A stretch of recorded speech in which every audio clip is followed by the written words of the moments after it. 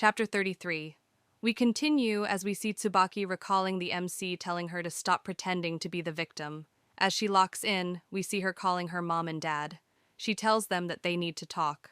At the school, we see Mari looking emotionless as she slowly pulls out a box cutter. Momo sees this and gets scared as she tells her that it's a misunderstanding. Mari looks pissed and annoyed as she screams at Momo saying, "You were locked up with Jimmy-sensei until the morning? That's unfair!" As she screams at Mari and tells her that she wasn't locked up there because she wanted to, and that she's been through a lot. Momo hesitantly says, "Besides." Hearing this confuses Mari. Momo struggles how to say it and thinks whether she should say it or not. But Mari blackmails Momo. Seeing that Mari might commit non-existence, Momo gives in and tells Mari to calm down. Momo tells Mari that she saw something as she recalls the scar on the MC. She continues and tells that Jimmy-sensei had a scar on his wrist. Hearing this surprises Mari. They both turn around and see that Oda is also there, and she looks like she doesn't care about what she just heard. Momo says that she thought Oda would enjoy gossiping about Jimmy, and that she was happy about what he did. Oda smiles and says that she doesn't really care at all. She continues and says that she was wondering why Momo called her this early morning, and guessed that maybe a woman dumped him a long time ago and tried to commit non-existence. That's why he's been a virgin for so long. Oda continues and says, "If anything, you're the strange for even worrying." Mari looks concerned as she says that it must have hit him pretty hard if he ended up hurting himself. Mari gets more worried as she thinks that if he was willing to not exist, and says that he might have gone all out. He must have left a pretty deep wound with his dominant hand. She recalls all her interactions with him and says that he mostly uses his right hand to hold things. Sometimes he moves his left hand as if he was protecting it from something. Momo also recalls her interactions with him and says, "That's why I'm telling." She continues and says that maybe there's some damage in his brain, whatever the reason is. He really tried to not exist once. Now in the staff room, we see Tenjiku staring intensely at something.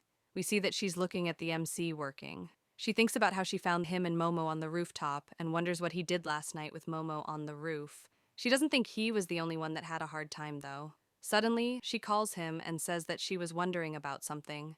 She hesitates and asks, "If you don't mind, as a fellow teacher, I'd like to know what you were doing with your student."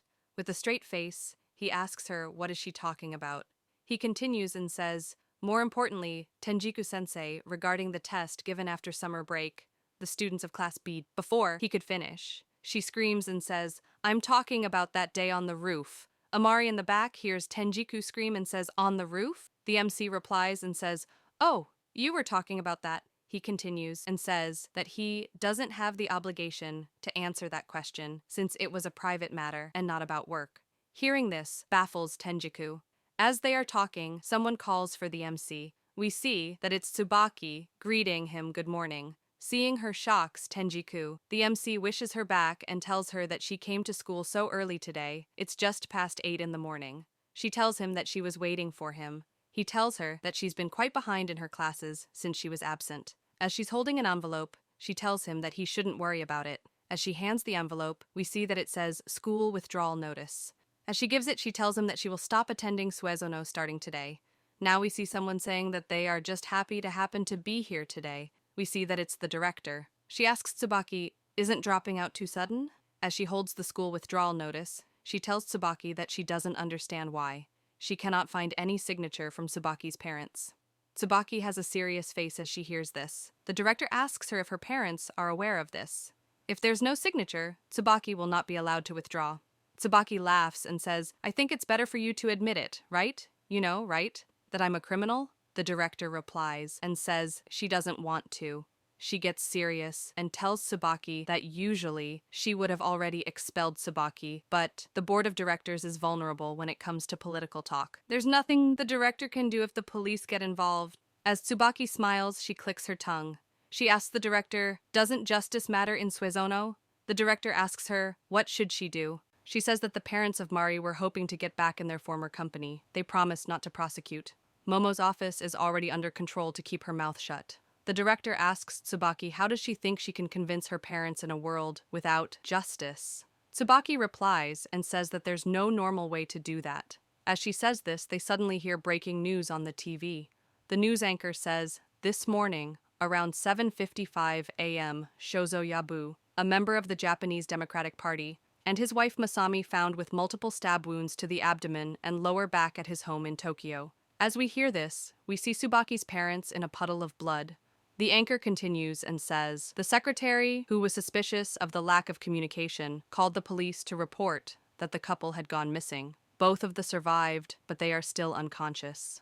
As we hear this, we see the flashback where Tsubaki tells her mom and dad that they have to talk. We see Tsubaki telling her parents that she wants to turn herself in. The parents scream and tells her that's enough. She continues and tells them that she has done too many sins. Same for mom and dad, that always covers her up. As she cries, she pleads them to please understand that she doesn't want to suffer anymore. The father gently calls her name as he gets close to her. He suddenly grabs her hair and pulls her as he says, "You really are a handful of a child, you know." As he says this, he slaps her. Seeing her get beat worries the mom. The dad kicks her as he says, "Whose fault do you think this is, huh?" He kicks her in the gut as he says, "This is because you've been killing these bastards. You have put this family into a difficult situation. I'm a politician. You're a pain in the ass." As she gets kicked, she screams in pain.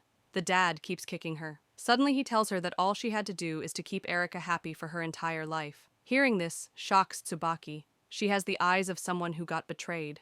She looks at her dad and asks him if he knew about Erika all along. She can't believe what she just heard.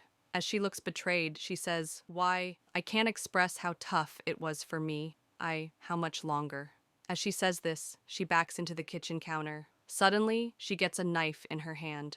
The mom comes between Tsubaki and the dad and tells her to not carry such a thing. She tells Tsubaki to let's talk it out. Tsubaki looks confused as she says, "Talk it out?" The mom thinks that Tsubaki wants to talk, so she becomes hopeful and says, "Yes, I'm sure there's a better solution."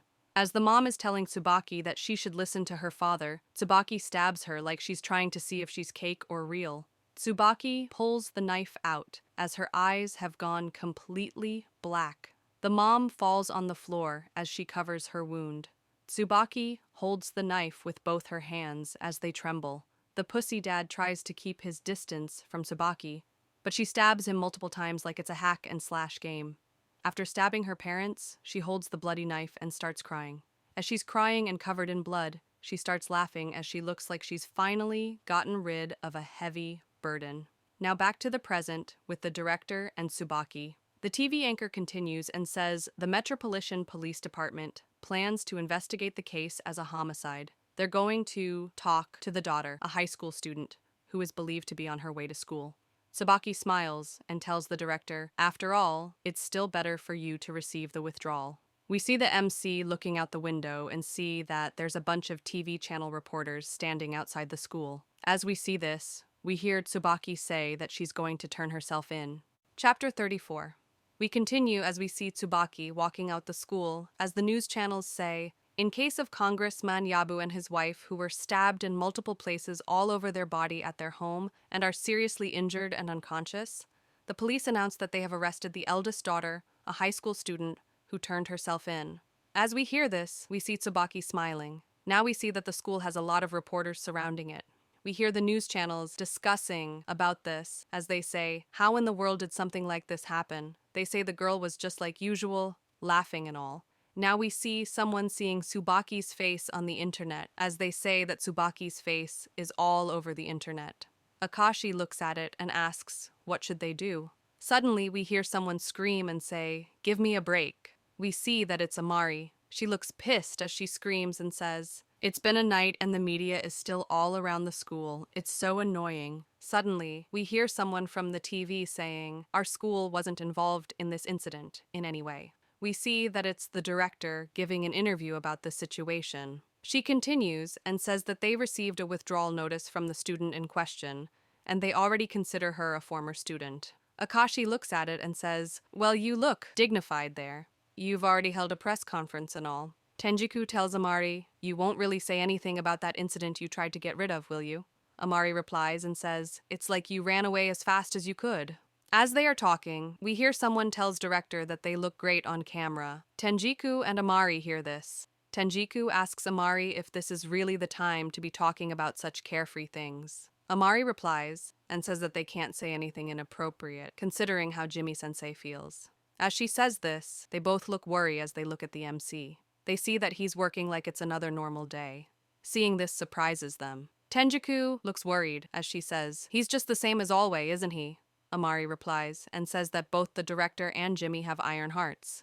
It's as if this isn't the first time he's dealt with this kind of thing. Now, we see Erika on the rooftop seeing the director's interview. Nagisa looks worried as she calls Erika. Nagisa asks her why did Tsubaki do that. Erika replies and says, "I wonder why." She continues and says, "Hurting a person you've been protecting for so long by making them do things they don't want to do. Even if the rumors of her arrest become too widespread and she got pushed into a corner, rumors are rumors." She continues and asks Nagisa, "Don't you think they're too far-fetched and don't really prove anything?"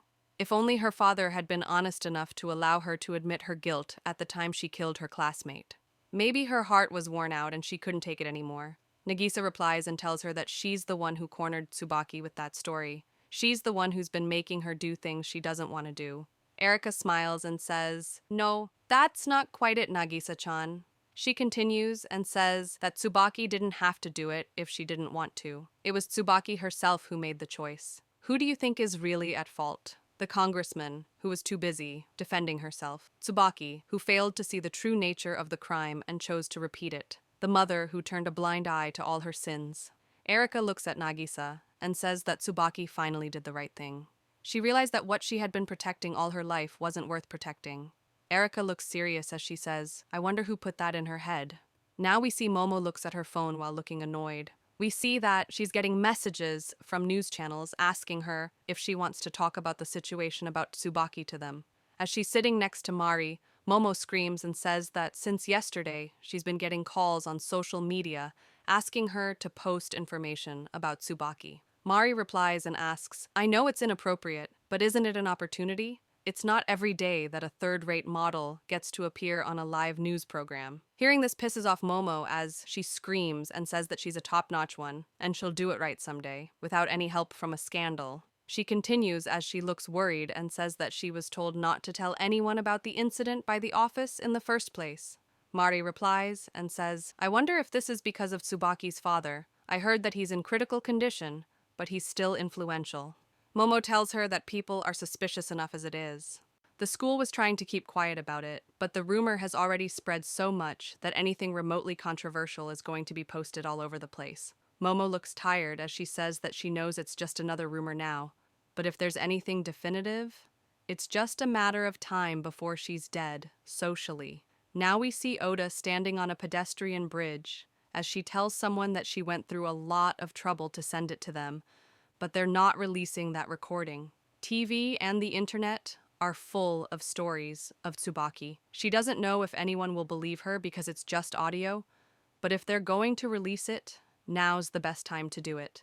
At the very least, the students of Suezono should be able to recognize the voices of the teachers. Oda looks serious as she continues and says that if only she had brought this out to the public earlier, this incident might not have happened. Now we finally see that Oda was talking to Nagisa. Oda continues and says that Tsubaki said that someone threatened her to do something bad, that she killed someone a long time ago, and that's why she always wanted to be arrested, it said. Oda asks Nagisa if she knew about this. Nagisa replies and says, "Even if I found out about it normally, you would have kept quiet if you're a friend. In the first place, I was never told if she wanted to be arrested or not." Oda screams and tells her that if she's Tsubaki's friend, she should do whatever she can to make her pay for her crimes. She continues and says that she thought Nagisa was that kind of girl. Hearing this surprises her. Oda tells her that unlike Erika, Nagisa said that if she was harsh, she would save Tsubaki. Suddenly Nagisa screams and tells Oda to shut up. She tells her that she should have done it herself. Nagisa looks frustrated as she says, "Isn't that your specialty?" Oda didn't like Tsubaki, so she could have been merciless at any cost. "You should have lied or something, getting a lot of attention on the internet, let it burn or something, and exposed it to the public yourself." Oda screams and says, "That's right, I'm good at it. It's such a waste. If I made a video of it, I'm sure it would get a lot of views. But even if I do, they'll probably think I'm lying again." Once again, she screams and says, "That's why I left it up to you, Nagisa-chan." Nagisa looks confused as she asks her, "What's the point of releasing it now?" Tsubaki's been arrested already. Oda replies and says that there's one thing: Tsubaki's parents and the guy who threatened her need to be made to pay for their sins. Oda looks serious as she says, "You know, the kind of father who's been covering up his crimes for his own career all these years?" No matter what Tsubaki said at the police station, there was a good chance that she would play victim Zilla and run away. Oda continues and tells Nagisa that she doesn't have to give her real name, her face, or anything. She'll even teach her how to make a video. If she got annoyed with her talk room and deleted it, she still has the data here. Oda pulls out her phone as she says that she can send the file again. As she pulls out her phone, the bitch Nagisa smacks the phone out of her hand. As she does this, the bitch looks scared. She apologizes to Oda and says that she really can't do it. And this is how this chapter ends. Hope you all enjoyed. Please like, share, and subscribe, and leave a comment. Thank you.